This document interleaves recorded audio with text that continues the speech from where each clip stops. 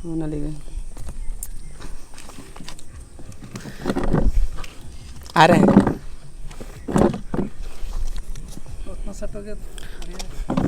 ठीक,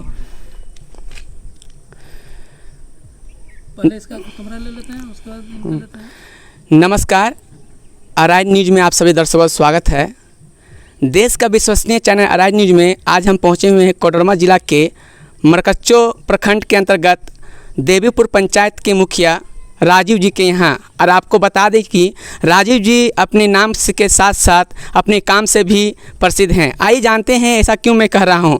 आपको बता देना चाहता हूँ कि यहाँ जो गुच्छे देख रहे हैं यह उन्हीं का परिश्रम का फल है कि आज ही यह देवीपुर में आम के बगाने से बहुत ही जो युवाओं के लिए एक प्रेरणा बने हुए हैं। आइए जानते हैं उन्हीं के जुआनी ये आम के बगानी।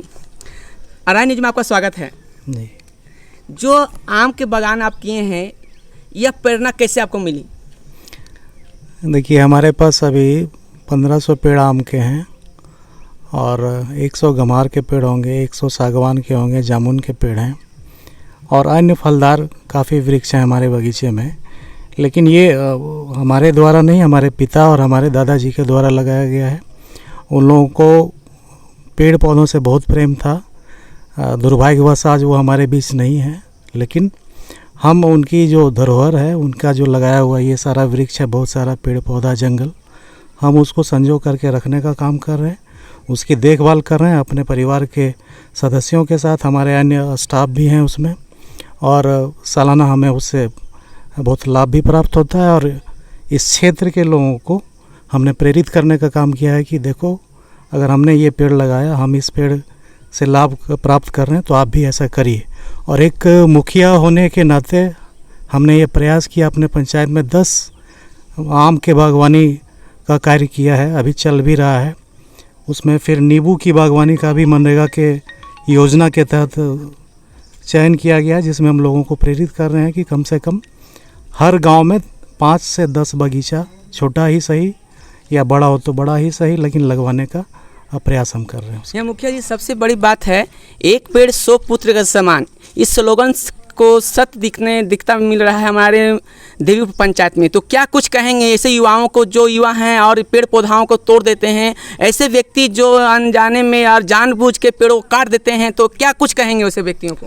उन सभी के लिए मेरा एक संदेश होगा कि आप जिस तरह से एक पुत्र को प्रेम करते हैं, उस पुत्र से आप ये अपेक्षाएं रखते हैं कि वो बड़ा होकर आपको आपका सहारा बनेगा, आपके लिए लाभ प्रदान करेगा। उसी तरह से जब आप एक वृक्ष को पुत्र मानते हैं, तो आने वाले समय वह वृक्ष जो है बहुत बड़ा होता है, वो फल भी आपको देता है, छाया भी देता है और आप निरंतर उससे जो मुफ्त में ऑक्सीजन प्राप्त करते हैं। ये दुनिया की सबसे बड़ी नेमत है कि मुफ्त में आपको पेड़ पौधे जो है वो ऑक्सीजन देते हैं। अभी कोरोना के काल में ऑक्सीजन सिलेंडर के लिए जिस तरह से परेशानी थी, उसकी कीमत क्या है उसको समझिए और एक पेड़ लगा करके देखिए, आपको समझ में आ जाएगा कि इसका क्या वैल्यू है। आप सिर्फ उससे फल प्राप्त नहीं करते, जीवन जीने के लिए आपको ऑक्सीजन की ज़रूरत पड़ती है, वो मुफ्त आपको हर पेड़ देता है। मुखिया जी, आपने बोला कि इनकम का स्रोत, तो आम की बगाने से आपने स्टाफ भी रखे हैं, तो ये जो 1500 लगभग पेड़ जो आम के हैं, इसमें कौन सा क्वालिटी का कौन सा पेड़ है? इसमें मुख्य रूप से आम्रपाली है, मालदा है और गुलाब खास है और ये एक लखन भोग करके वो भी आम है। 7-8 तरह के आम हैं इसमें। आम्रपाली का बात किया जाए तो इसका कुछ लास्ट सीजन में इसका डिमांड लोगों के द्वारा अधिक होता है। जैसे मैंने जो कोडरमा जिला में देखा, तो आपके आम का चर्चा जो आम्रपाली का है, उसमें क्या कुछ गुण आ रही है, क्यों फेमस है? अभी ऐसा है कि ये देर तक आम रहता है और जब झारखंड में वैसे आम जो बाहर से आते हैं उसकी जब कमी हो जाती है, तो उस वक्त इसका बाज़ार बढ़ जाता है। जैसे अभी ये जून जुलाई के सीज़न में, इवन अगस्त तक भी ये देखा जाता है कि ये आम्रपाली का फल जो है आम का, वो अच्छा खासा बिकता है, उसकी वैल्यू रहती है।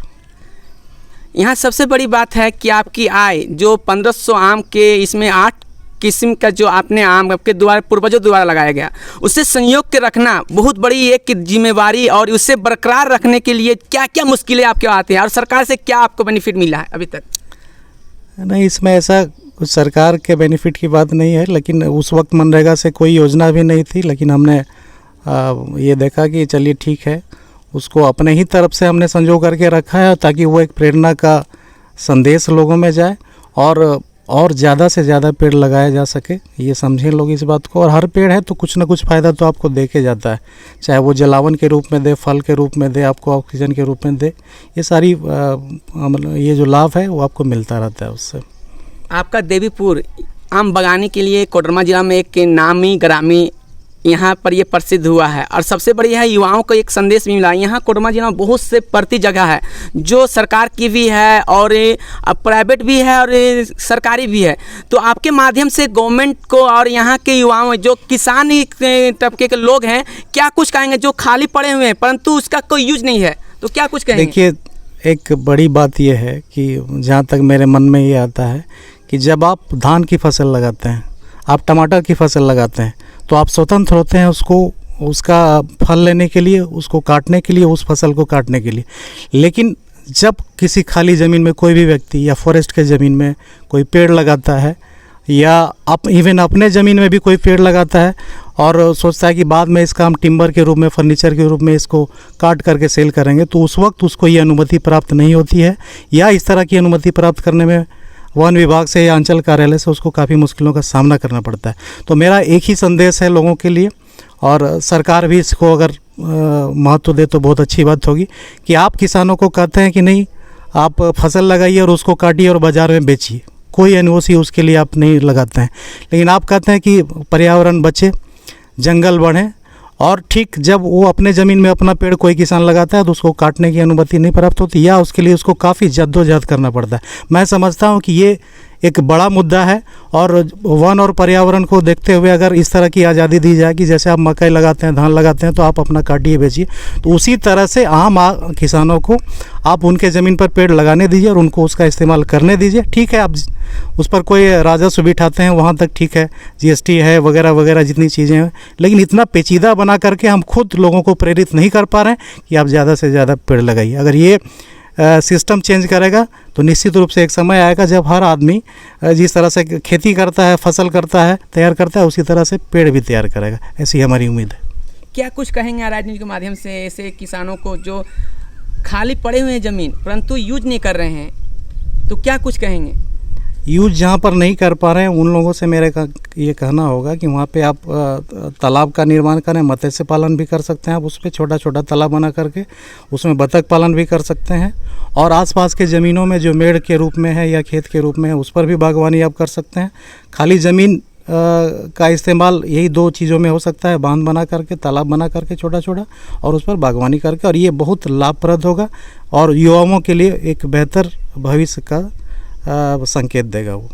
ये थे कोडरमा जिला के मरकच्चो प्रखंड के अंतर्गत देवीपुर पंचायत के मुखिया राजीव कुमार पांडे जी, जिन्होंने आराज न्यूज़ के माध्यम से खास बातचीत की और उन्होंने बताया कि यदि खाली ज़मीन है तो उसमें कई तरह का उपयोग किया जाता है। कोई ज़रूरी नहीं कि पेड़ लगाएं, परंतु आपकी छोटी सी सोच, वो सोच को बदल के आपकी इतिहास को बदल सकता है और आगे चल के आपके आय के स्रोत भी बन सकते हैं। कैमरामैन तपन कुमार के साथ में पवन मोदी, कोडरमा से।